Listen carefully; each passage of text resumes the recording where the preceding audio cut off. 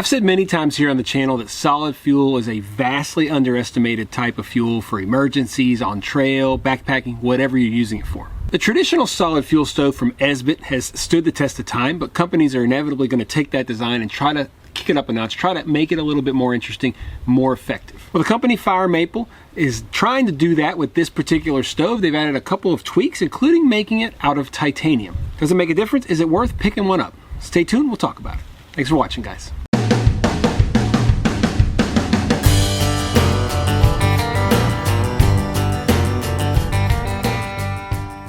Now, there are a lot of options out there as far as solid fuel stoves. We've reviewed quite a few here on the channel. Traditional Esbit stoves, a little bit larger Esbit stoves. Expedition Research makes a very good one as well.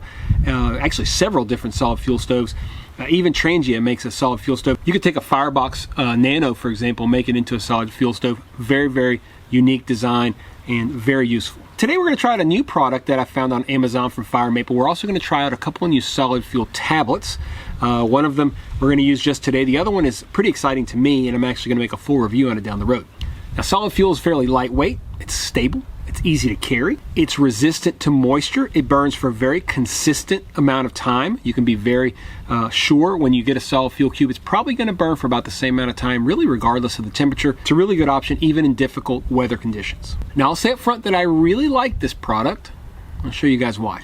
So here is our Fire Maple Lotus titanium solid fuel stove. Dimensions are 2.7 by 3.9 by 0.8. The weight is a very impressive 2.5 ounces or 71 grams. It's made out of titanium and made in China. Cost is $29.95.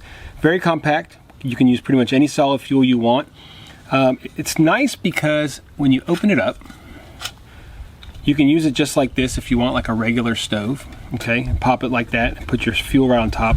If you open it up all the way, you can pull these wings out like that, and it gives you a tremendous amount of wind protection. Now, there's negatives to this. You can't close it like a regular Esbit stove. You also cannot hold fuel in there, which is kind of a bummer as well. But again, you're looking at something just a little bit different. Some of the features is very compact, uses any solid fuel. We're going to use two different solid fuels. I'll show you guys here in a second today.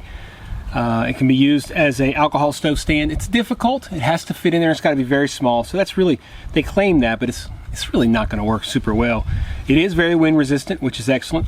You can use quite a few diameter pots, because actually even if it's not this wide, as long as it's this wide, it'll fit on here and be stable enough for use. The windscreens, of course, also act as extra pot supports. So unlike the classic Esbit stove where you just kind of get these side pot supports, you're going to get several more points of connection with the bottom of the pot. I bought some new solid fuel. As you guys can see, this is by a company called Godora.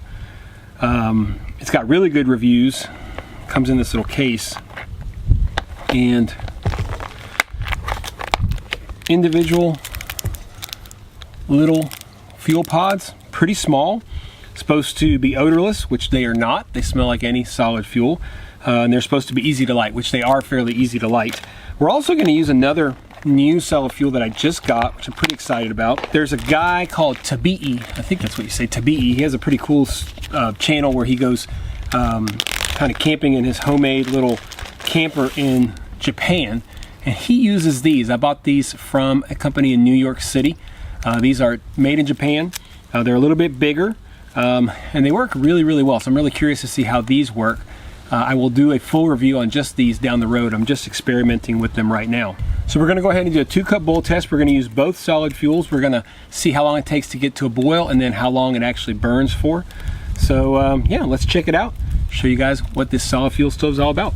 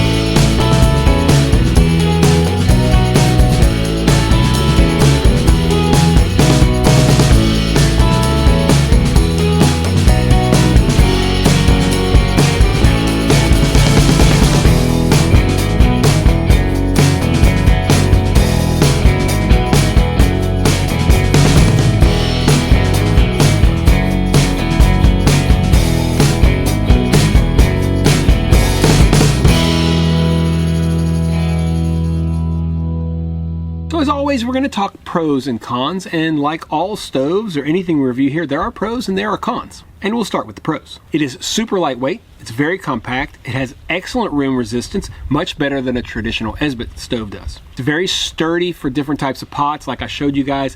The wind protection, those little flares or those little wings, they add a lot more stability to any pot that you put on top. As far as cons go, the price is pretty hefty. You're paying really because it's made out of titanium. The biggest con to me is that it does not store solid fuel inside of it. Now, you're gaining the wind resistance and the ultralight nature, but you're throwing away the ability to put solid fuel inside of it. I think that if you were taking this out on trail, that would not be a huge deal. If you're trying to use it as kind of an emergency kit type thing, it's kind of nice to have those tablets inside and out of the way, so it's just something you have to think about. So basically what we're looking at is a titanium esbit with a few changes, and I think it's pretty cool. I think it's a pretty impressive product. I think it's neat that they were able to take that original esbit design and make some changes that some of us would favor. I love the idea of having a more wind resistant type solid fuel stove. In the end, solid fuel is very, very susceptible to wind. So if you're going to do one thing to that traditional design, it's try to increase the wind resistance, and they did a very good job of it. Plus, they made it out of titanium, which is just ultralight and just cool. It's also nice because titanium really cools off quickly. The minute this stuff turns off, within 30 seconds, this stove is cool. You can pack it up, put it away. Probably should have added that in one of the pros. So compared to the esbit, what are the direct positives, I would say? Well, it's lighter weight. It has better support for a pot, and it's much more wind resistant, but it does cost quite a bit more. I bought my Army Surplus esbit, I think, for $1.99. So yeah, it costs more, but let's face it, pretty much anything that weighs less and is made out of titanium is going to cost a lot more. So if you're looking at a titanium version of the esbit and you're surprised that it costs more, I got nothing for you. I like the product. I think I'll probably carry it more than I would carry the esbit. I really like the wind resistant aspect of it. Not sure what you guys think. Do you think it's worth the money? Do you think it's an improvement on the esbit? Is this just a bunch of hogwash and it shouldn't buy it? Let me know down in the comments. I know you will anyway, but make sure you let me know down in the comments. Not sure if you guys are aware, but I have an entire playlist on stoves, not just solid fuel stoves, but canister stoves, wood stoves, all kinds of stuff, alcohol stoves. Make sure you check that playlist down below. Do any of you guys have experience with this stove? Do you think it's good? Do you think it's terrible? Give me everything down in the comments. Let me have it. Let everybody know what you think about this product. If you're not subscribed yet, guys, do me a favor, hit the subscription button. I appreciate it if you hit the thumbs up. That's awesome. If you want to hit the notification bell, that's great as well. But what really helps my channel is the subscription, and a lot of you guys are not subscribed. So hit that subscription button if you don't mind. As always, guys, I really appreciate you checking out the Paleo Hiker MG channel. Really do. Stay tuned for more videos. I'm going to enjoy the rest of my few days here on the beach. Thanks for watching, guys.